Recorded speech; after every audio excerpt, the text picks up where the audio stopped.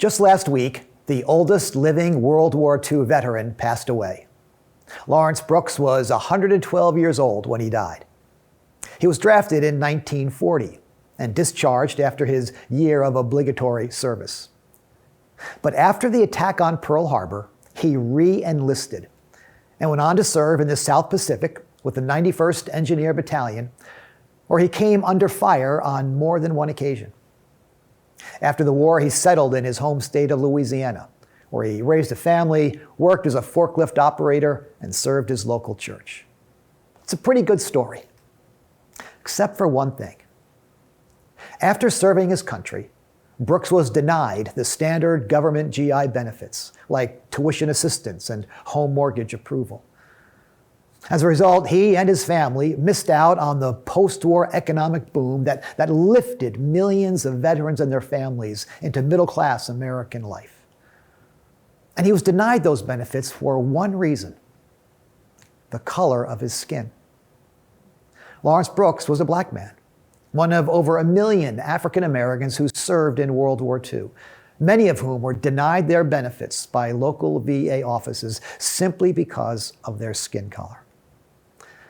The result is that generations of black American families have suffered economic discrimination and disadvantage ever since. That's not right, we say. That's not fair. That's not just.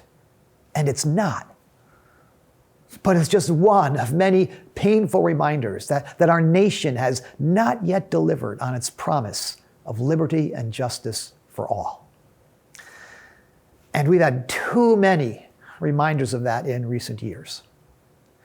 The violent deaths of unarmed black men and women, acts of hate toward Asian Americans, the mistreatment of immigrant children on our southern border, the generational repression of Native Americans, wage inequities for women in the workplace, the marginalization of people with different abilities, and the failure to protect the unborn. And all of that bothers us. It makes us mad. And it should, because it's not right. It's not just. But if it bothers us, imagine how it bothers God, who made every one of those people in his image, that they might enjoy and contribute to the flourishing of the world he's made and given to us. It actually bothers God so much that God promises to do whatever it takes for as long as it takes to put things right in this world, to see that there really is liberty and justice for all. Now, this winter we are considering some of the promises of God, promises that are especially meaningful for the in-between times of our lives, between jobs or relationships or stages of life, between a pre- and a post-pandemic world, but ultimately between the first and second coming of Christ. In-between times, we said, are unfamiliar and uncertain and uncomfortable. And when we're in between, we often forget who we are. We lose sight of where we're going. We don't know what we're supposed to do next. So we're turning to the words of an ancient prophet named Isaiah, a prophet with a message for people who found themselves in exile, living in a strange land for 70 uncomfortable and uncertain years. It was an in-between time of the worst kind that affected every aspect of their lives. But through the prophet Isaiah, God made promises to those people. Promises that would sustain them in that strange land and lead them to better days to come. And those promises are just as relevant to our in-between times today. So last week we learned that God promises strength. The strength to carry on, to keep going, to fly or run or walk in the direction of better days to come. Now, if you missed last Sunday's message, I really encourage you to go back and listen. It not only sets up the series, but it explores one of the most beautiful passages in all the Bible. But this week, we come to another great passage of Scripture, Isaiah 42, and to another promise for these in-between times, the promise of justice. So in the first half of today's message, we'll explore what justice means and why it matters. And then I'm going to hand off to Pastor Jeanette and a couple of friends who will help us understand what the promise of justice means for our lives and for the church today. So let's turn to the opening verses of Isaiah 42. Here is my servant whom I uphold, my chosen one in whom I delight. I will put my spirit on him, and he will bring justice to the nation. Now, this is the first of what scholars call the servant songs of Isaiah. There are 4 of them in this half of the book. And each one tells us a bit more about this mysterious figure. Now, God is speaking here through the prophet and introducing a servant who will act on his behalf in human history. But who is this servant? It brings to mind the old Western movies when a new sheriff comes riding into some troubled town, promising to restore law and order. Who is this stranger? Will he really be able to put things right? Who is this servant? Well, earlier in the Bible, the servant word is used to describe national leaders, like Moses or Joshua or David. In chapter 41, right before this, the word is used to describe Israel, the nation itself. But here, it seems to be describing a unique individual, chosen by God, anointed with the Spirit of God, and on a mission from God. Sure sounds like Jesus to us, right? But that's because we've seen the rest of the movie. But the original readers, even Isaiah himself likely, had no idea who this servant would be, or when he would appear, or how he would carry out his mission. So they just called him Messiah, the Anointed One, and they eagerly awaited his coming. And the next verses tell us what this servant will do. He will not shout or cry out or raise his voice in the streets. A bruised reed he will not break, and a smoldering wick he will not snuff out. In faithfulness he will bring forth justice. He will not falter or be discouraged till he establishes justice on the earth. In his teaching, the islands will put their hope. He won't come with guns blazing, this servant, but he will come with a strong and gentle presence. And with 2 vivid metaphors, the bruised reed and the smoldering wick, Isaiah describes the kind of people and causes that this servant will take up. People who've been bruised and bent by life, but not yet broken. Causes that have just about died out, but can be fanned into flame again. He's talking about what we sometimes call marginalized people. The materially poor, the vulnerable, the overlooked, the under-resourced, those who've been put down or held back. And the cause he's talking about is justice. Now, it's a strong word in the Hebrew language, mishpat. He uses it 3 times in these few verses. It describes everything being done right, everything being put right, the way it was meant to be when God made men and women in his image, gave them freedom to be fruitful and multiply and fill the earth. And this justice, this rightness, this flourishing was meant for all people, for the whole earth, Isaiah says, even the distant islands, he says. In other words, the farthest reaches of the planet. Someone has said that justice means not just us. It means everyone gets the same opportunity. It means a level playing field. It means no one is advantaged or disadvantaged because of some arbitrary characteristic, like the color of their skin, or their abilities, or their gender, or their orientation, or their faith or their zip code or their physical appearance. Justice is a value deeply embedded in the human psyche, placed there by our Creator. It shows up early in life. Have you seen the commercial where one kid gets a big lollipop and his sister gets a smaller one? That's not fair, the young girl snaps. And we get it. I mean, we feel the same thing every time someone cuts ahead of us in line. We feel it every time we hear about an innocent person spending a lifetime in jail, or a guilty person not being held accountable. And as we said, we've felt it a lot lately, this instinct for justice. And on this Martin Luther King Jr. weekend, we're reminded that while we have made progress toward his dream of a just nation, we have not arrived yet. We're still on the way. We're in between the dream and its fulfillment. And this passage reminds us that it's a dream deeply rooted, not only in the American dream, as Dr. King put it, but in God's dream, his vision for all humankind to flourish. And in these words from Isaiah 42, God promises to make good on that vision, even if he has to send his own son to bring it about. And in the weeks to come, we'll learn exactly what it will cost this servant to fulfill this promise.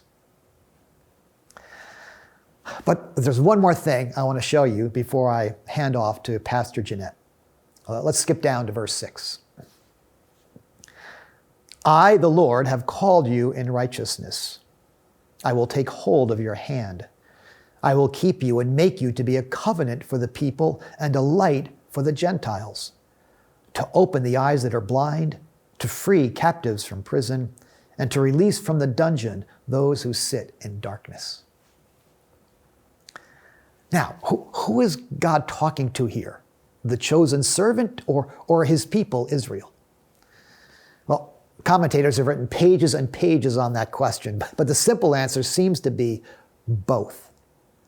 God is speaking to his servant, but also through his servant to his people, so that together, in covenant with each other, they can be a light to the Gentiles. The Gentiles is shorthand for the rest of the world. In other words, this vision is for all people everywhere. And in particular, those that have been left out or shut out of the flourishing that others are experiencing. That's justice. Not just us, but everyone sharing equally in the glory and goodness of God. In the words of one commentator, God promises that the servant will undo all the horrendous and degrading effects that sin has had on the human race and restore to people their true freedom and dignity as sons and daughters of God. And here's the thing we don't want to miss. The servant invites and expects God's people to participate in that work, to join hands with him and one another to do the work of justice, opening eyes and doors that have been closed, freeing people from unjust systems, releasing them from stereotypes and prejudices that have caused such harm.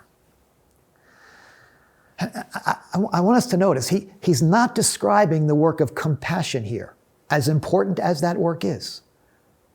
He doesn't talk about assisting eyes that are blind and visiting those that are in prison.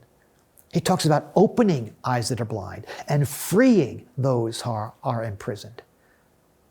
The servant is looking beyond the ministry of compassion to the work of justice, to the work of putting things right. And he invites us to join him in that work now, today, in anticipation of the work he will complete someday. So that's the message I'd like to leave you with today. God's promise of justice someday compels us to work for justice today. God's promise of justice someday compels us to work for justice today.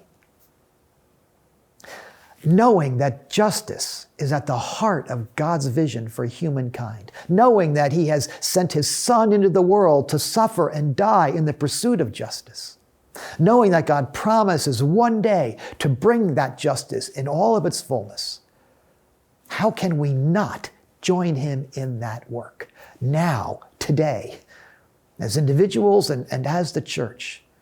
Because we are the body of Christ, His hands, His feet, and His voice in this world. God's promise of justice someday compels us to work for justice today. Let's allow Pastor Jeanette and a couple of her friends to help us dig a little deeper into this theme. Well, through the miracle of Zoom, I'm thrilled and honored to introduce you to some friends of mine who are joining me to discuss some of the practical implications of Isaiah 42, which Pastor Brian has just taught on. Vivian Mabuni serves on staff with Crew with her husband Darren in Los Angeles. A wise and experienced veteran Crew staff worker, Vivian has led mission teams, she's trained students and staff, she's the author of 2 books, and is a very popular conference speaker. Ed Ollie is a native of Iowa. He played Division III football, and he was Dwayne "The Rock" Johnson's chaplain at the University of Miami. Currently, Ed is on the teaching team and is the campus pastor of Willow Creek's North Shore campus. He and his bride, Marcia, have 3 children, and they live in Chicagoland. I want to give you guys a big thanks for joining us today. We're so honored and we're so grateful to have an opportunity to reason together and to learn from you. So I've invited you both to meditate on this passage from Isaiah 42. And as you've done that, is there a verse or a section of this passage that grabs your heart and mind? Something that convicts or challenges you? Well, I just want to say thank you for having us, and it's just an honor to be here. I think the world of you, Jeanette, and also of Pastor Brian. So really, it's wonderful to be a part of the Grace Chapel community. When I look at Isaiah 42 and I think about how justice is repeated 3 times, I think the conversation of justice can be discouraging and even heavy at times. And so that's where my eyes are drawn to verse 5 and God's character again. Thus says God, the Lord, who created the heavens and stretched them out, who spread out the earth and what comes from it.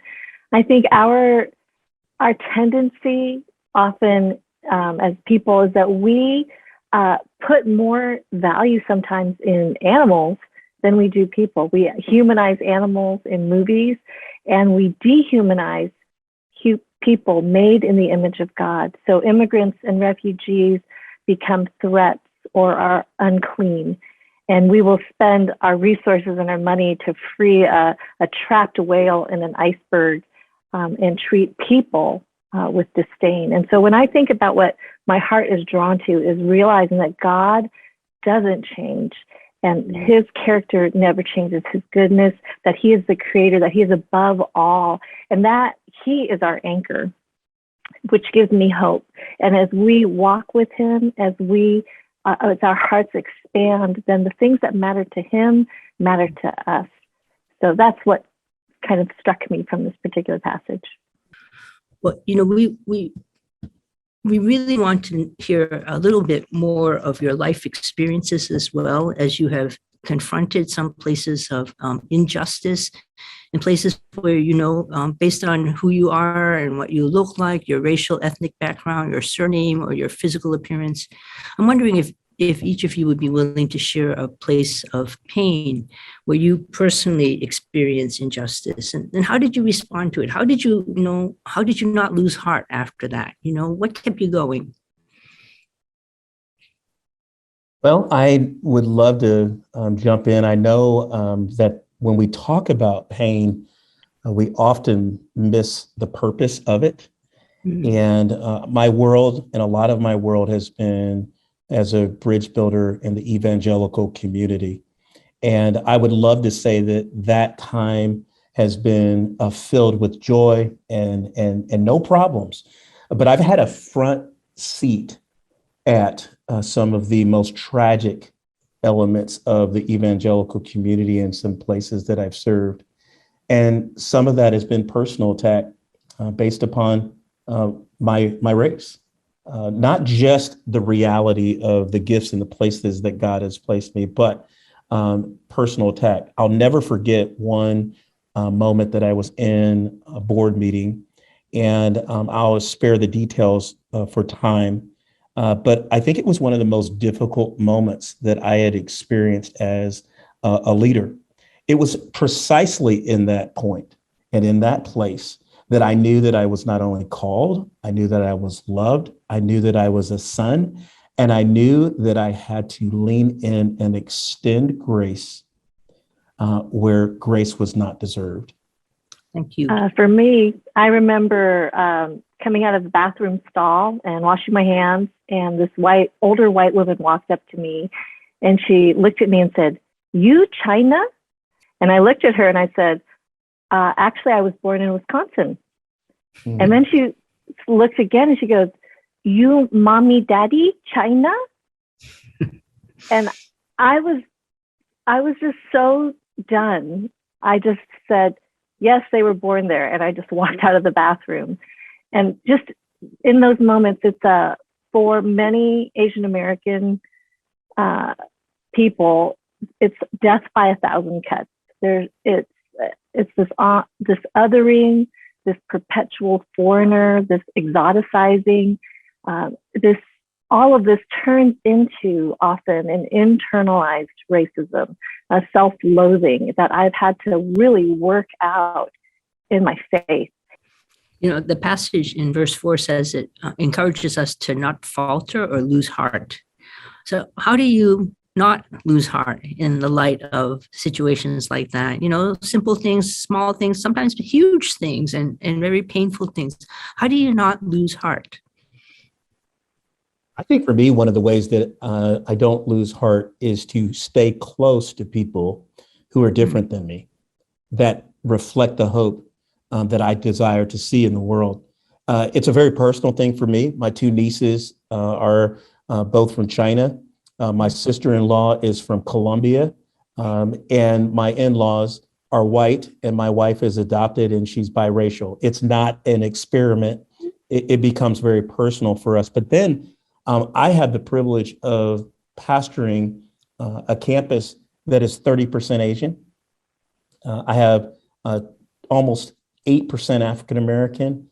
I have Latino and international. And so it's not something that for us in my family is something that is an option, but we have to be in close proximity to people who are different than us to actually not lose heart and not lose hope. I think, frankly, Jeanette, if I was further away from the promise of justice that someday we talk about, I'm so glad that Pastor Brian, your words, that God's promise of justice someday compels us to work for justice today. It's because the glory of God is at stake, and not just the glory of God being at stake, but even our very existence as a church that is genuinely for the community. All of that is irrelevant if, in fact, we aren't living this out in close proximity. I also think it's important for us to have safe spaces to be validated, to have language for our experience. So sometimes my white brothers and sisters don't understand why we need different tables at times to kind of regroup and be filled up again so that we can continue to engage. The multi-ethnic churches where everyone feels uncomfortable is a sign that there's equity happening and that there's not one dominant culture. But there is something to be said about being with people who totally get it. And I can say something like, "Oh, Asian dad," and everyone knows what I'm talking about. or everyone just naturally takes their shoes off at the door and there's no explaining necessary, that kind of, I think, settles my soul in a way that helps me to then re-engage with the diversity and the beauty that is the people of God. This whole year, this past year, these pandemic years now, we've seen a kind of a different kind of racial reckoning since the death of Mr. Floyd in Minneapolis, and then the hate crimes against the Asian spa workers. One thing it looks to me is that folk are crossing ethnic and different kinds of traditional boundaries as they've worked together to fight injustice. And can you share some examples where you've seen some of this happen, and what do you think that means for us as a nation and for us as a church? I think out of some of the pain has come forth some really great organizations, and one that I'm really excited about is the Asian American Christian Collaborative. They've done some really excellent work in standing in solidarity with our Black brothers and sisters.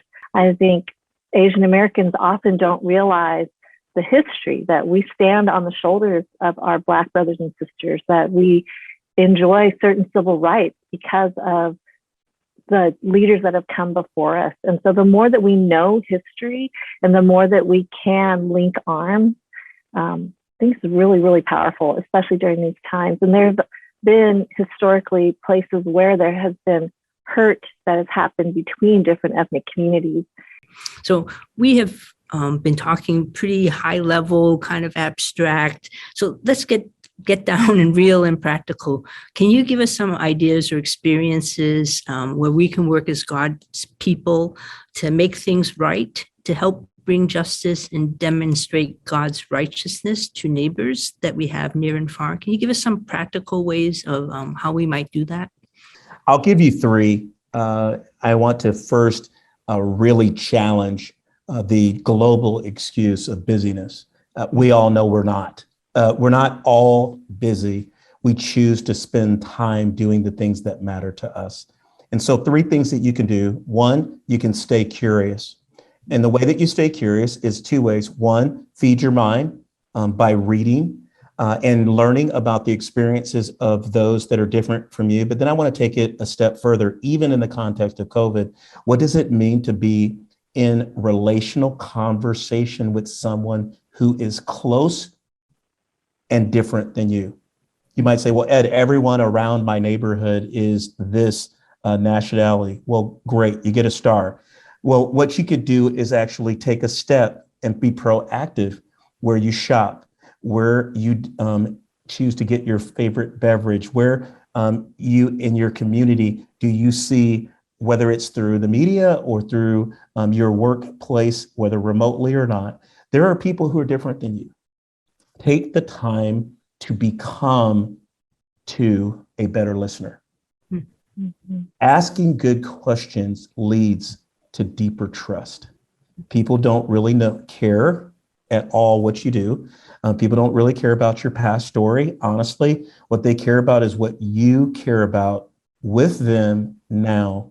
And I think that proximity of being a better listener really matters. And then the third thing is place yourself in a situation where you are in the minority to learn, not to be a teacher, but position yourself in a place that's different. So for me, I am a youth basketball coach in a suburban neighborhood.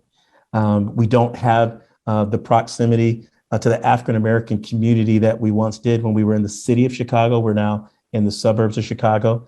So I am a youth basketball coach, and my ministry is 12 families that are represented by knuckleheads that are with my son. And so I am learning again, what is important to them and placing myself in a position of servant leadership. I know Vivian probably has several examples as well, but those are three things that I just practically am thinking of. Those are so great, Ed. I would just say in dovetailing right off of what Ed has shared, for my non-Asian brothers and sisters, read widely. I would say, if possible, put yourself under the leadership of a person of color. Defensive people cannot empathize. So a a humble heart, a teachable learner's posture will go a long, long way.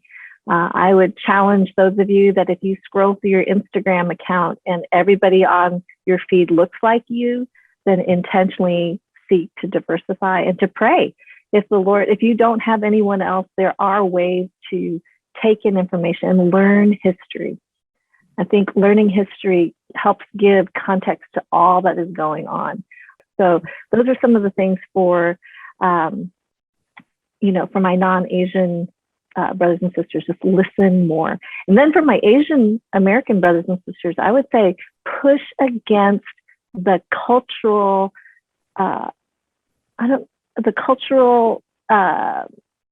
ways that we've been formed to not rock the boat and actually learn to speak up.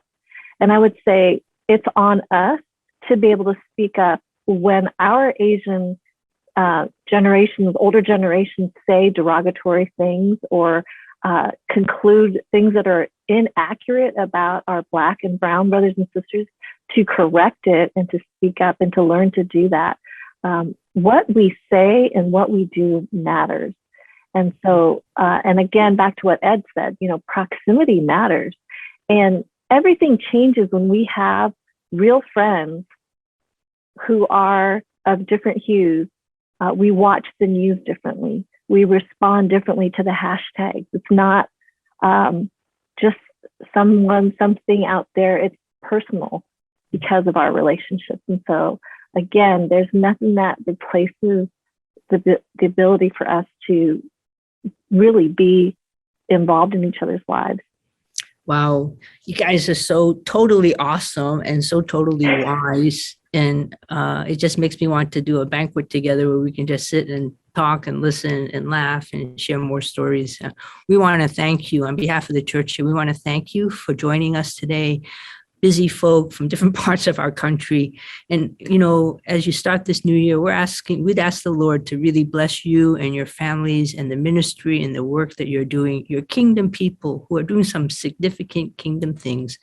And may the Lord grow you and prosper you, watch over you, and protect you from harm as you continue to follow hard after him. Thanks, friends, for joining us. We're really grateful. Thank you. Wow, what a rich time of learning on this Martin Luther King Jr. Sunday. Pastor Brian helped us understand that God is a God of justice and righteousness. And in fact, God promises to bring justice to all people. And the amazing thing is, he's chosen us to get this done. He's inviting us to join in this work. So let me suggest 3 possible action steps that you can take today or tomorrow during our Martin Luther King 3-day weekend. First, reread and meditate on today's passage, Isaiah 42, verses 1 through 9. Invite God's Spirit to teach you and guide you as you chew on it, just like a cow chews on its cud. There are so many rich truths to be discovered here. And second, sign up for the class Pastor Richard and I will be leading based on the book When Helping Hurts. This book reminds us that good intentions are not enough if we are to be effective in helping bring God's kingdom to earth. You can find the link on our website, or you can email me or Pastor Richard to join us in this learning community. We start this Tuesday evening by Zoom. And thirdly, did you know that each campus has a community engagement team which expresses tangibly our commitment to our neighbors and our neighborhood? Just reach out to your campus pastor and you can learn a lot more. There are some amazing things that are already happening near you. You can join us and bless others and be blessed in the process. Well, as we conclude our worship today, would you take a few moments to prayerfully reflect on this blessing which was written by a Franciscan nun? Join me in prayer. May God bless you with discomfort at easy answers, half-truths, and superficial relationships, so that you may live deep within your heart. May God bless you with anger at injustice, oppression, and the exploitation of people, so that you may work for justice, freedom, and peace. May God bless you with tears to shed for those who suffer from pain, rejection, and starvation, so that you may reach out your hand to comfort them and to turn their pain into joy. And may God bless you with enough foolishness to believe that you can make a difference in this world, so that you can do what others claim cannot be done. Amen.